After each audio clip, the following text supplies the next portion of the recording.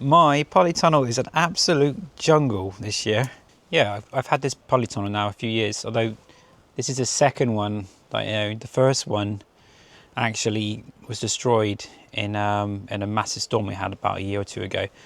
And as you can see, because this was only like a cheap £140 polytunnel that I got from eBay, that what I've done is in several places I've reinforced it with wood because the metal bars are pretty cheap. I'm not a massive fan of this kind of plastic because I feel like it actually cuts a lot of the light out. When you're on a budget, you can do this. I think it's 6 meters long, so it's a fair length. You can see my hands at the bottom there, and then it's 3 meters wide and 2 meters high.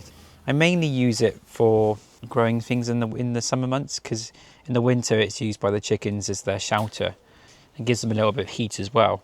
The only thing really that I've grown myself from seed originally is the tomato plants.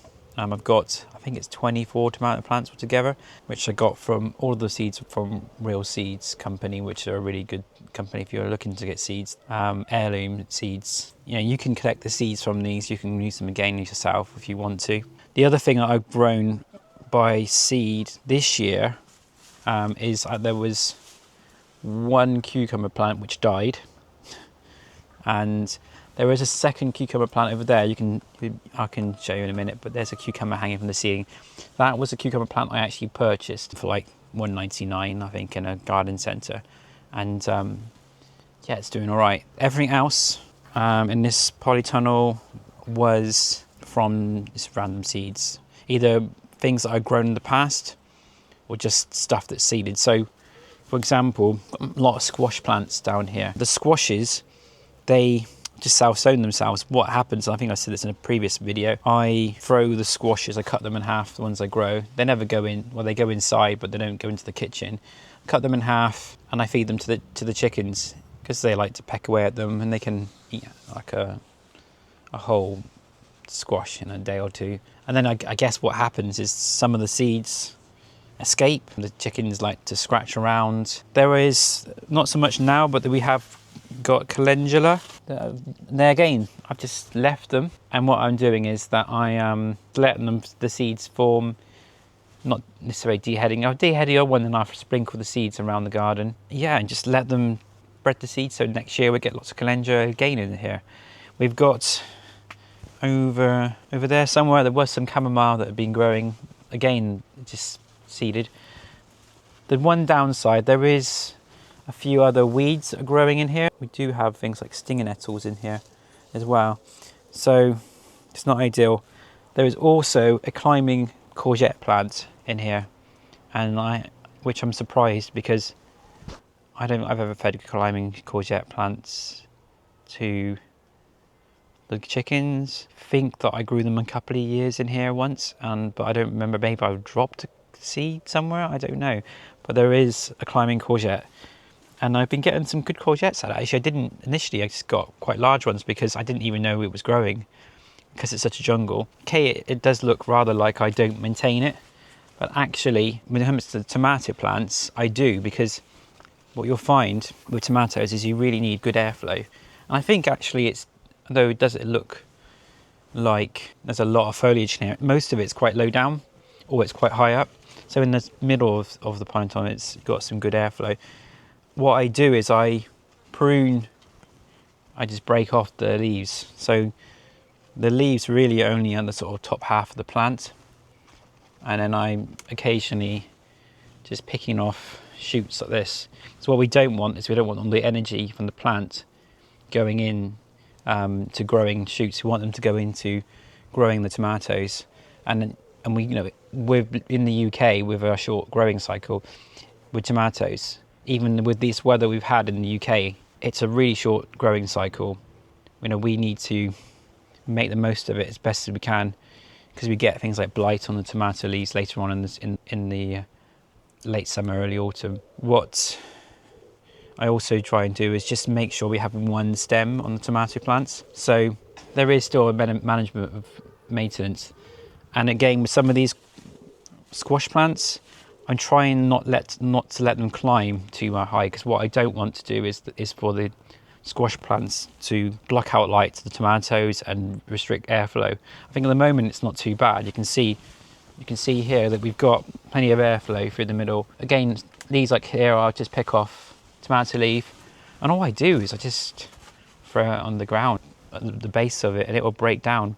Interestingly, I think I've said this in the previous window, I've got a lot of wool at the base as a sort of mulch to help try and restrict some of the things like the stinger nettles, because I have quite an issue in this garden with stinger nettles. They come out, they go everywhere, and I don't really fancy, I can see some over there, but I don't really fancy going and climbing through the tomato plants. I don't want to risk breaking any of the trusses here.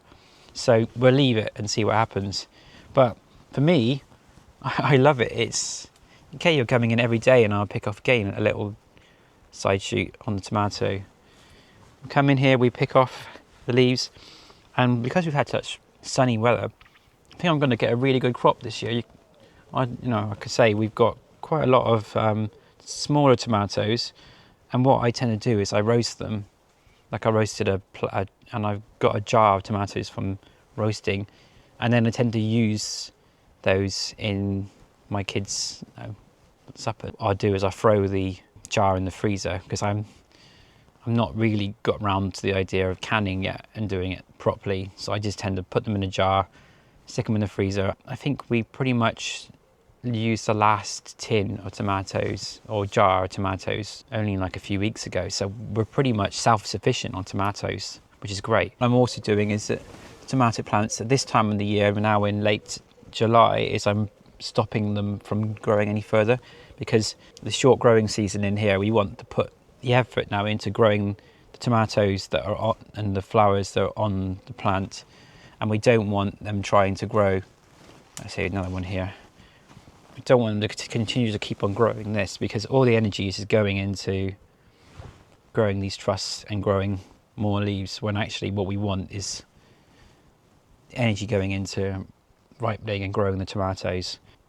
It comes the sort of get round with a mat element of the video. I really like this idea of, like I said in the previous video, about mindfulness and letting go a little bit. Of course, like I say, I have done some maintenance, but I could restrict all self-seeding in the garden at the base. One, I wouldn't get some additional squashes, which I could feed myself and my children and the chickens. Two, it provides additional flowers, because we got some good airflow. The bees come in here, and there's an element of just letting go and see what happens with what you're growing. It's really interesting if you just let things go, and what actual plants will sort of turn up. And I just keep an eye on things. What I don't want is to get issues with mildew. I've got a little bit actually on some of these leaves here, these squash leaves. I might cut them off and just keep maintaining what I've got. If this interests you, then just keep following the channel, and you can manage it a little bit, but let nature take hold of your polytunnel a little bit. I know it's not pure nature. Well, everything's life, isn't it? Let things take over a little bit. See what happens, because all you're doing is you're just creating more life and more abundance in your polytunnel, and it's abundance for you, it's abundance for the bees and the insects.